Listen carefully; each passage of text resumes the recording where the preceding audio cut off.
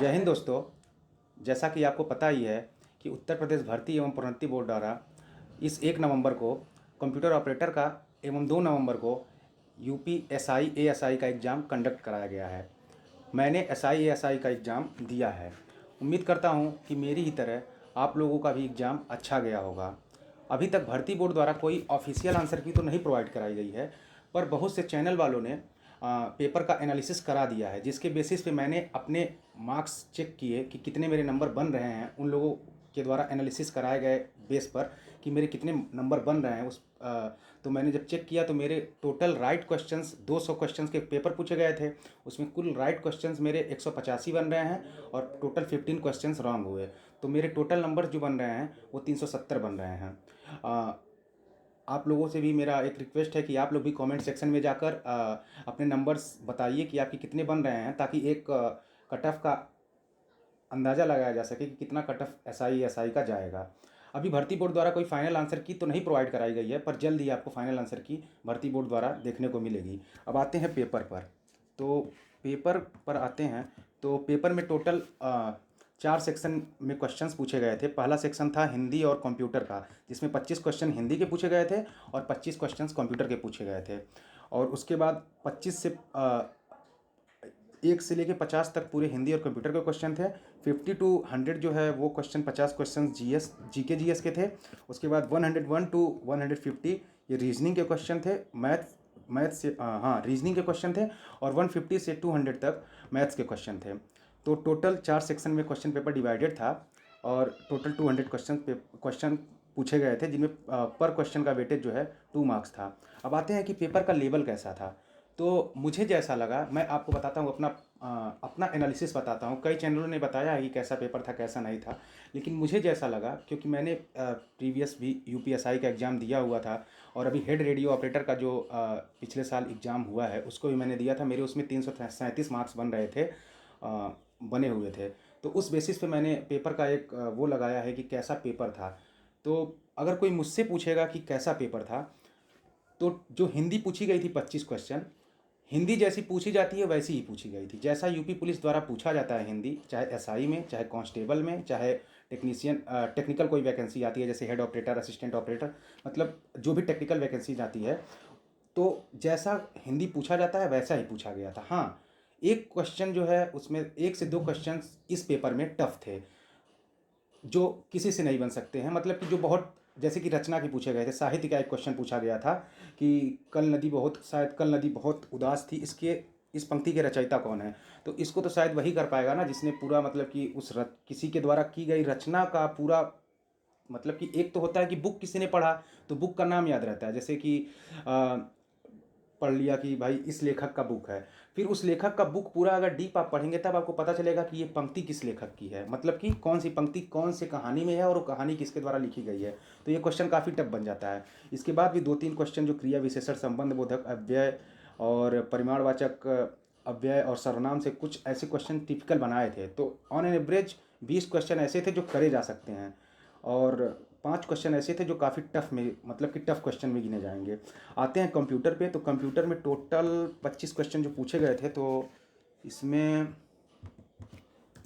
मैंने मार्क किया हुआ है कि 15 क्वेश्चन जो है काफ़ी ईजी थे, लेकिन जो 10 क्वेश्चन थे वो थोड़े से मॉडरेट से टफ में जाएंगे। पर जिसने अच्छे से पढ़ा होगा ना, उसने उसमें भी 10 क्वेश्चन में 7 से 8 क्वेश्चन बना लिए होंगे। मतलब कि किए जा सकने वाले प्रश्न लगभग 18 से 20 सवाल थे जो कोई भी अच्छे से कर सकता है।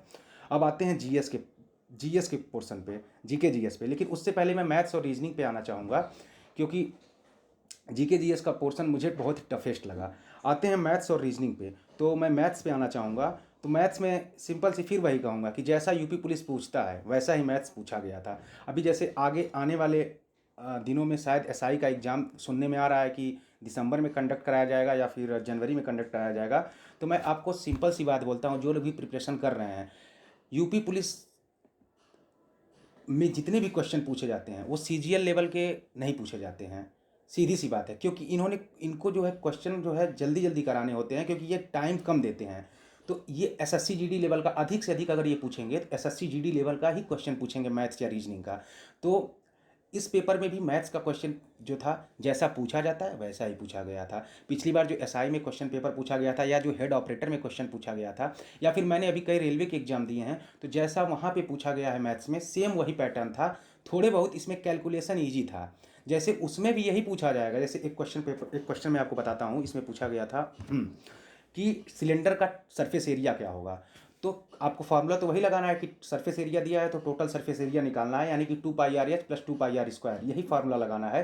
लेकिन क्या होता है ना कि सीजीएल जैसे परीक्षा में या फिर रेलवे की परीक्षाओं में जो डिजिट होते हैं वो थोड़े से ऐसे दे दिए जाएंगे कि कैलकुलेटिव पेपर हो जाए। इसमें थोड़ा सा अनकैलकुलेटिव था, तो इस वजह से मैं ये कहूँगा पेपर मॉडरेट था मैथ्स का।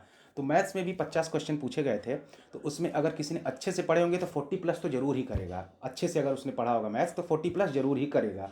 अब आते हैं रीजनिंग पे, तो रीजनिंग फिर वही कहूँगा कि रीजनिंग ना तो टफ थी ना हार्ड थी। हाँ, कुछ क्वेश्चंस ऐसे थे, जैसे मान लीजिए ब्लड रिलेशन का मैं आपको कोई क्वेश्चन देता हूँ और पूछता हूँ कि जैसे कोई भी क्वेश्चन पूछ देता हूँ कि एक मैंने आपने देखा होगा कि ब्लड रिलेशन में एक ऐसा क्वेश्चन पूछता है, उसके बाद पूछता है कि ए का डी से क्या संबंध है। तो इसमें जो है आपको बस ये पता करना होता है कि ए का डी से क्या संबंध है। ए डी का चाचा है, ए डी का मामा है, ए डी का नाना है, या फिर ए डी का दादा है, ये निकालना होता है। लेकिन इसमें क्या था, 2 से 3 क्वेश्चन, शायद 4 क्वेश्चन, एक सेकेंड,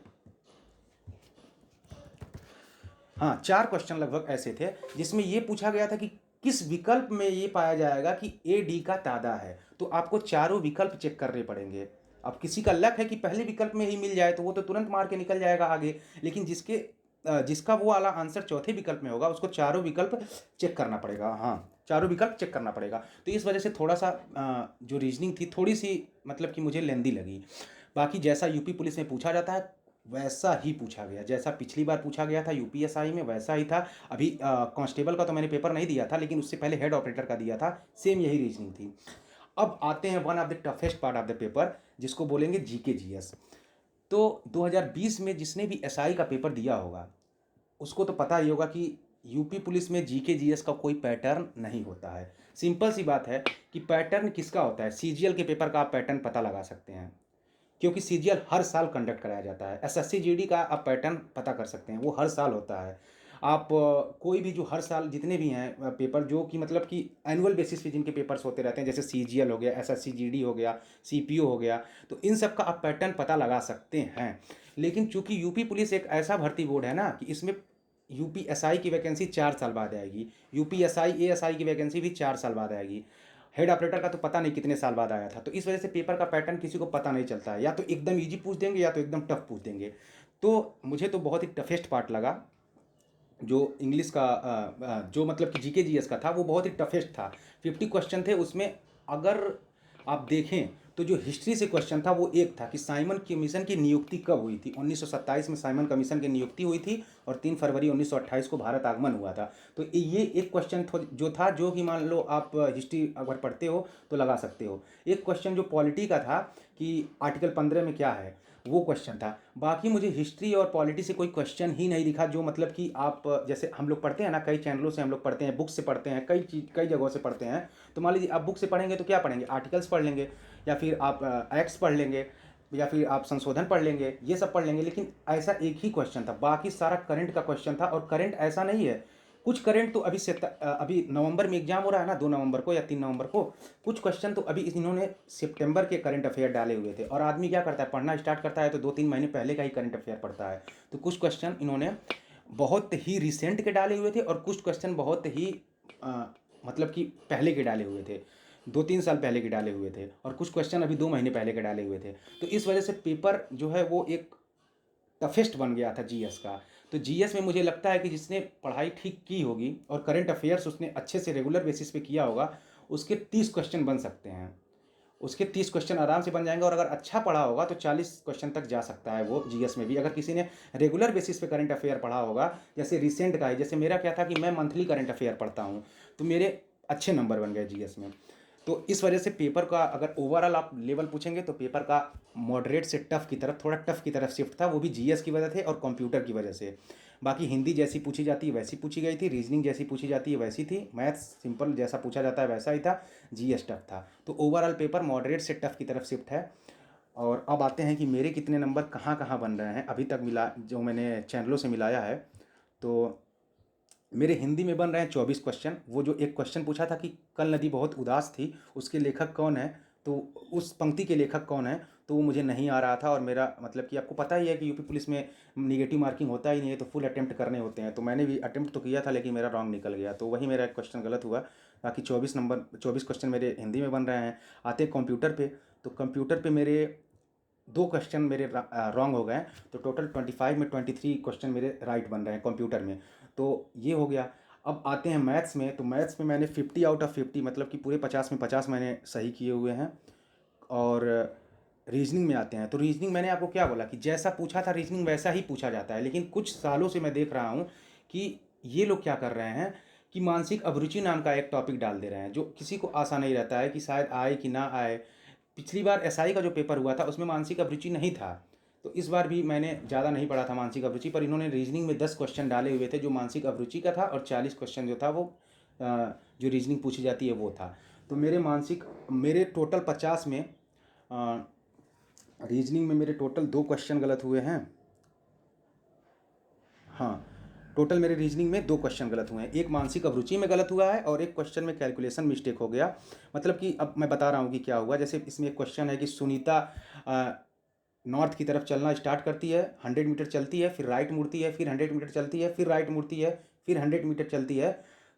तो सुनीता का इनिशियल पॉइंट से किस डायरेक्शन में है, सुनीता इनिशियल पॉइंट से किस डायरेक्शन में है, तो वो ईस्ट होगा। लेकिन मैंने क्या किया, मैंने ये सोच के आंसर दे दिया कि सुनीता का फेस किधर है, तो मैंने नॉर्थ दे दिया है, क्योंकि मैंने ये देखा कि 2 बार राइट टर्न की तो फेस अपोजिट हो जाएगा। तो मेरे एक क्वेश्चन वो गलत है और एक क्वेश्चन मानसिक अभिरुचि का गलत है, तो 2 क्वेश्चन मेरा रीजनिंग में गलत हो गया।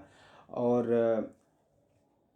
जीएस पे आते हैं, तो जीएस में मेरे टोटल 40 सवाल करेक्ट बन रहे हैं अभी तक। मतलब अब भर्ती बोर्ड द्वारा फाइनल ऑफिशियल आंसर की आएगी तब तो पता नहीं क्या होगा, लेकिन अभी तक जो चैनल वालों ने एनालिसिस कराया या फिर मैंने भी सर्च करके देखा है कई जगहों से कि क्या हो सकता है क्या नहीं हो सकता है, तो उस हिसाब से मेरे 40 क्वेश्चन बन रहे हैं। तो ऐसे मतलब मेरे 185 क्वेश्चन टोटल राइट बन रहे हैं और टोटल 15 क्वेश्चन रॉन्ग बन रहे हैं। तो टोटल मेरे 370 मार्क्स बन रहे हैं, यानी कि 370 नंबर बन रहे हैं। और जो लोग अभी एसआई का प्रिपरेशन करने वाले हैं या फिर प्रिपरेशन कर ही रहे होंगे, क्योंकि जाहिर सी बात है कि फॉर्म कब का फिल हो चुका है और एग्ज़ाम भी दिसंबर या जनवरी में लगने वाला है। तो जो लोग भी दिसंबर या जनवरी मानकर प्रिपरेशन कर रहे हैं उनको मैं एक सिंपल सा एक राय देना चाहूँगा कि वो क्या करें। देखो भाई, मैं सिंपल सी बात जानता हूँ कि यूपी पुलिस में मैथ जैसा पूछा जाता है वैसा ही पूछा जाएगा। यूपी पुलिस की औकात नहीं है कि एसएससी जीडी से ज़्यादा का क्वेश्चन पूछ दे। रीजनिंग में भी एसएससी जीडी के लेवल से ज़्यादा वो करेगा ही नहीं हार्ड। बाकी हिंदी आपको साहित्य अच्छे से पढ़ना पड़ेगा, क्योंकि आप देखिए इसमें पूछा हुआ है कि रचना, इस पंक्ति के रचयिता कौन है। अरे ये पूछता कि भाई इस कहानी के रचयिता कौन है तो थोड़ा आदमी लगा भी, शायद पंक्ति तो शायद ही कोई लगा पाएगा, या फिर तुक्का जिसका लड़ जाए वो सही है। तो आपको हिंदी अच्छे से पढ़नी है और आपको जीएस अच्छे से पढ़ना है, एक्ट वगैरह अच्छे से पढ़ना है और करंट भी पढ़ना है, क्योंकि ये करंट से ज़्यादा टॉपिक टच कर रहे हैं। मैथ्स रीजनिंग आप एसएससी जीडी का प्रीवियस ईयर लगा के जाइए, आपके एक क्वेश्चन भी गलत नहीं होंगे, ये मैं दावा करता हूँ। मैं तो आप लोगों से जुड़ा ही रहूँगा अब, लेकिन मैं ये दावा करता हूँ कि अगर आप एसएससी जीडी का प्रीवियस ईयर लगा लेते हैं आपके एक क्वेश्चन भी गलत नहीं होंगे मैथ्स और रीजनिंग में। और ये भी मान के चलिए क्योंकि 2 घंटे का एसआई का पेपर आएगा, और मैं पर्सनल अपना बता रहा हूँ, मैंने जो फील किया कि आप कितना भी तेज, क्योंकि पेपर ऑफलाइन होगा, सबको पता है ये पेपर भी ऑफलाइन था, जो सर्किल करने में ओएमआर सीट में सर्किल करने में आप 1 मिनट में अधिक से अधिक 10 ही सर्किल कर पाएंगे। अगर और तेज करेंगे तो आपके गलत होने की प्रोबेबिलिटी बढ़ जाएगी सर्किल गलत करने के। तो वो ज़्यादा बाद में बहुत ज़्यादा दुख होता है कि आपने आता हुआ क्वेश्चन, सही किया हुआ क्वेश्चन भी गलत सर्किल कर दिया। तो इस वजह से मैं ये बोलूँगा कि आप पेपर के लेवल पे मत जाइए, वो ईजी ही रखेंगे, क्योंकि वो मात्र 1.5 घंटे का पेपर बनाएंगे। 2 घंटे का पेपर है ना यूपीएसआई का जो अभी होने वाला है दिसंबर या फिर जनवरी में। तो जैसा पेपर पूछा जाता है वैसा ही पूछा गया है और वैसा ही पूछा जाएगा, मैं ये बोलना चाह रहा हूँ। क्योंकि ये लोग 1.5 घंटे का ही पेपर बनाएंगे, क्योंकि उनको पता है कि आधे घंटे तो लोगों को बबल करने में लग जाएंगे, आधे घंटे ओएमआर सीट फिल करने में लग जाएगा। तो इस वजह से आप लोग मैथ्स के लिए एसएससी जीडी का प्रीवियस ईयर पूरा लगा डालिए, रीजनिंग के लिए एसएससी जीडी का पूरा एक भी क्वेश्चन मत छोड़िए, पूरा का पूरा लगा डालिए। बाकी हिंदी मैं यही बोलूँगा कि एक राजपाल की बुक आती है, राजपाल पब्लिकेशन की, वो आप लोग लगाइए, एक भी क्वेश्चन आपका बाहर नहीं जाएगा। जीके के लिए मैं यही बोलूँगा कि जीके में जैसे पॉलिटी में मैं इस पर एक डिटेल में वीडियो लाऊंगा, लेकिन अभी मैं यही बोलूँगा कि आप करंट से थोड़ा टच में रहिए। क्योंकि क्या होता है ना कि जो लोग यूपीएसआई का पेपर देते हैं, मैंने भी जैसे ये पेपर पढ़ के गया था, तो मैं तो करंट पढ़ता था क्योंकि मैं रेलवे वगैरह का भी एग्जाम देता था, तो इस वजह से मेरा करंट सही था, तो मेरे अच्छे नंबर बन गए।